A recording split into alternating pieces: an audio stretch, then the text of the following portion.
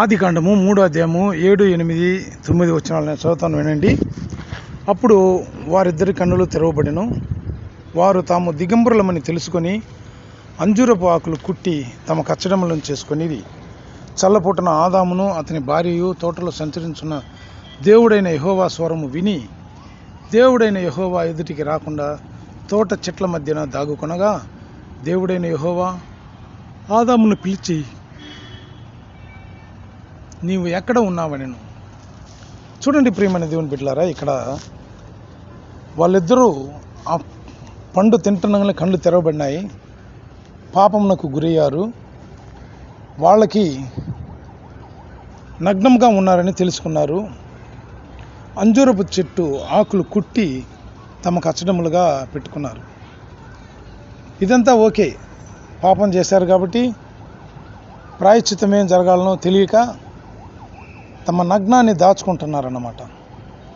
ప్రియమైన దేవుని బిడ్డలారా, ఈ కాలంలో కూడా అనేక మంది వ్యక్తులు అనేక రకమైన పాపములు చేసి ఆ పాపములను దాచిపెట్టుకునేదానికి పాపము పైన పాపము, అబద్ధము పైన అబద్ధము, వేరే ఒక్కొక్క పని పైన ఇంకొక పని, అట్లా చేసి చేసి చేసి ఎక్కువ పాపపు పర్సంటేజ్ని ఇంక్రీజ్ చేసి పెట్టుకొని ఉంటారన్నమాట. ఒక పాపం చేసిన వ్యక్తి తాను దేవుని దగ్గర సరెండర్ అయ్యి క్షమాపణ అడిగితే దొరికే క్షమాపణ విధానమే వేరే. అయితే వీళ్ళు క్షమాపణ అడగకుండా పాపమునకు పాపం పైగా చేసుకుంటూ పాపం యొక్క పర్సంటేజ్ని ఇంక్రీజ్ చేసుకుంటారన్నమాట. అలాగ మనం ఉండకూడదు. ఇప్పుడు ఆదాము కూడా అలాగే చేశాడు. వాళ్ళ దిగంబరులని తెలిసిన తర్వాత యెహోవా యొక్క శబ్దం విని చెట్ల పోయి దాంకున్నాడంట. ఎందుకు దాంకోవాలి? ఆదాము నేరుగా వచ్చి, అయ్యా నేను తెలియకుండా మీకు విరోధంగా ఈ పాపం చేసిన నన్ను క్షమించమని ఆయన కాళ్ళబడి ఉంటే ప్రభు ఏమి చేసి ఉంటాడో తెలియదు, కానీ కాళ్ళబడకుండా దాక్కున్నది ఒక తప్పు. దాక్కునింది కాకుండా ఆ స్త్రీ పైన ఈ యొక్క పలి అంటే ఈ యొక్క నేరం అపనింద మోపుతున్నాడు. ఈ స్త్రీయే నాకు తెచ్చిచ్చింది, నేను తిన్నాను అని చెప్పి. చూడండి ప్రియమైన దేవుని బిడ్డలారా, ఈ కాలంలో కూడా అనేక మంది వారి పాపములను వారు ఒప్పుకోకపోగా చేసేది ఏంటంటే ఇంకొకరి పైన నేరం మోపుతారన్నమాట. ఇప్పుడు నేను ఒక తప్పు చేశాను, దానివల్ల కొంచెం నష్టమైంది అని అంటే, అయ్యా ఈ తప్పు నా వలన జరిగింది అని చెప్పిన అధికారులతో ఎవరు ఒప్పుకోకపోగా పైగా ఇదో ఇతడు ఉండబట్టే ఇలాగైంది, అతను నన్ను డిస్టర్బ్ చేశాడు, ఇలా జరిగింది, ఇతని వల్లనే ఈ నష్టమైంది అని చెప్పి ఇంకొకరి పైన ఆ యొక్క నేరం మోపుతారనమాట. అది చాలా ఒక గొప్ప తప్పైన విషయం. ప్రియమైన దేవుని బిడ్డలారా, మన పాపములను మనము ఒప్పుకునే నాడల ఆయన నమ్మదగిన వాడు, నీతిమంతుడు గనక మన సమస్త పాపములను క్షమించి మనల్ని ఆయన పరిశుద్ధులుగా చేయగలడు. 1 యోహాను 1వ అధ్యాయము 9వ వచనం చదువుతాను, వినండి. 1 యోహాను 1వ అధ్యాయము 9వ వచనం. మనం దాంట్లో దేవుడు ఎంతో మంచి విషయాలను మనకు అక్కడ తెలియపరుస్తున్నాడు అనమాట. మన పాపములను ఎప్పుడే ఒకరిపైన మనం మోపకూడదు. మన పాపములను ఎప్పుడే మనం ఒప్పుకోవాలి. చదువుతాను, వింటునండి. మన పాపములను మనము ఒప్పుకునే ఎడల ఆయన నమ్మదగిన వాడును, నీతిమంతుడును గనక ఆయన మన పాపములను క్షమించి సమస్త దుర్నీతి నుంచి మనల్ని పవిత్రులుగా చేయును. ఈ వాక్యము ఎంత ఒక గొప్పదైన వాక్యం. వినండి. మనం చేసే పాపంలో, మనం చేసే తప్పిదంలో మనము ప్రభు సన్నిధిలో ఒప్పుకోవాలి. ఆ రోజు ఆదాము ఒప్పుకొని ఉంటే ఈరోజు మనం ఇట్లా ఉండి వాళ్ళం కాదు, మన స్థితి వేరే విధంగా మారిపోయిండు. ఆ రోజు ఆదాము ఒప్పుకోలేదు, దానికి శిక్షకు గురైపోయి బాధకు లోనైపోయి పలు రకములైన బాధలు ఈరోజు వరకు సంతతికి ఆయన సంపాదించి ఇచ్చిపెట్టిపోయాడు అన్నమాట. చూడండి ప్రియమైన దేవుని బిడ్డలారా, మన సంతతి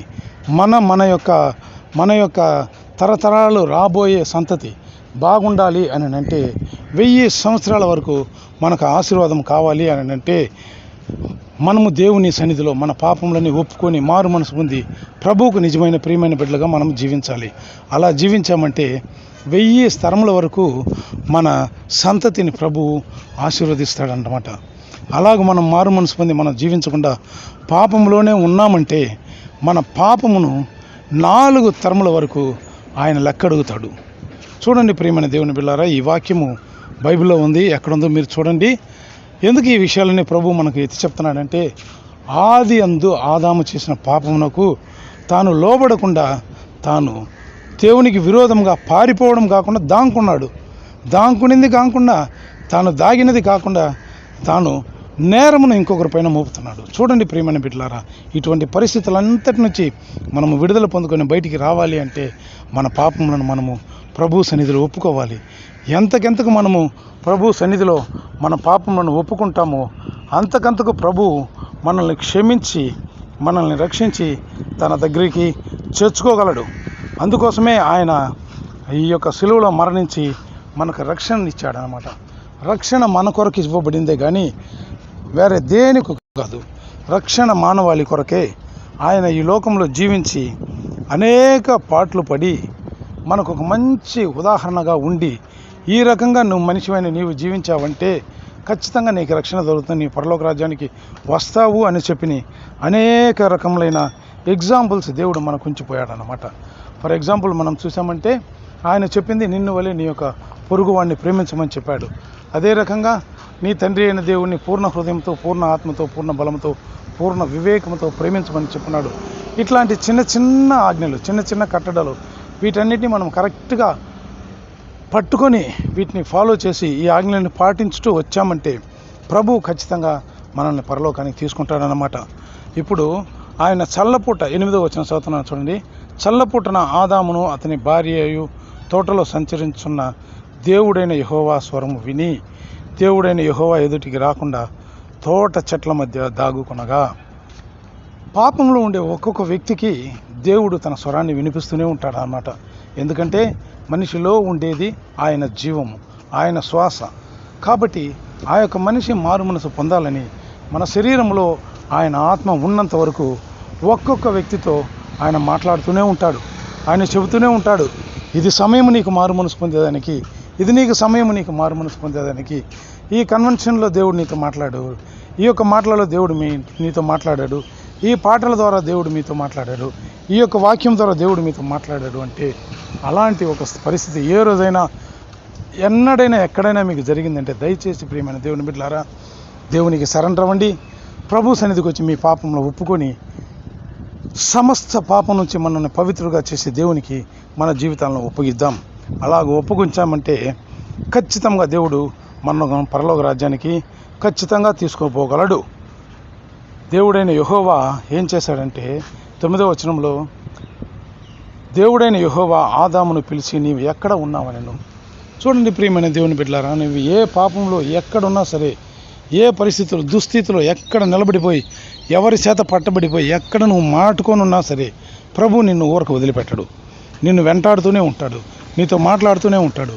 నీవు ఆయనకు కొంచెం చోటిచ్చావంటే ఆయన అంత చోటు పెట్టుకొని నీ దగ్గరికి వస్తాడు.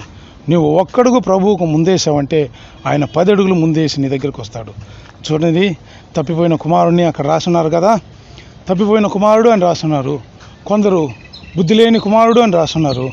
కొందరు పలు విధములైన మాటలతో ఆ కుమారుని ఉచ్చరిస్తున్నారు.